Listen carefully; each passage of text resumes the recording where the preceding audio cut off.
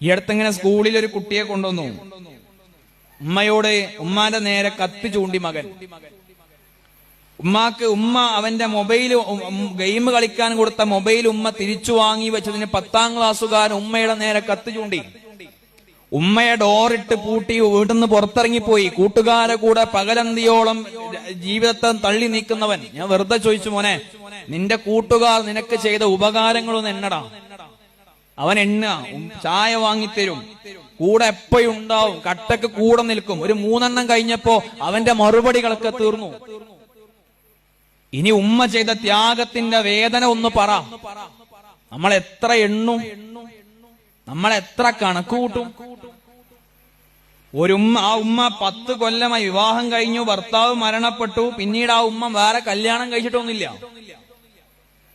ഞാനെങ്ങാനും വിവാഹം കഴിച്ചാൽ ആ ഭർത്താവ് എങ്ങാനും എന്റെ മോനെ പൊന്നുപോലെ നോക്കാതിരിക്കുമോ എന്ന ഭയത്താൽ മകനു വേണ്ടി ജീവിച്ച ഉമ്മ. നമ്മുടെയൊക്കെ മാതാപിതാക്കളുടെ കഷ്ടപ്പാടും വേദനകളും യാതനകളൊന്നും പുതിയ മക്കൾ അറിയുന്നില്ല എന്ന സത്യം.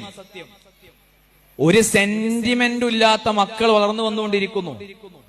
ബാപ്പ ഉമ്മ എന്ന വികാരങ്ങളെ അവരലട്ടുന്നില്ല. നമ്മളിങ്ങനെ ആലോചിച്ച് നോക്കി, നമ്മൾ നമ്മുടെ വീട്ടിലേക്ക് കയറി ചെല്ലുമ്പോ അസ്സലാമു അലൈക്കും എന്ന് പറയുമ്പോ തിരിച്ചപ്പുറത്തുനിന്നൊരു മറുപടി ഇപ്പൊ ലഭിക്കുന്നുണ്ടെങ്കിൽ അത് കിട്ടാതാകുന്ന ഒരവസ്ഥയെ കുറിച്ച് വെറുതെ ഒന്ന് ആലോചിച്ച് നോക്കി.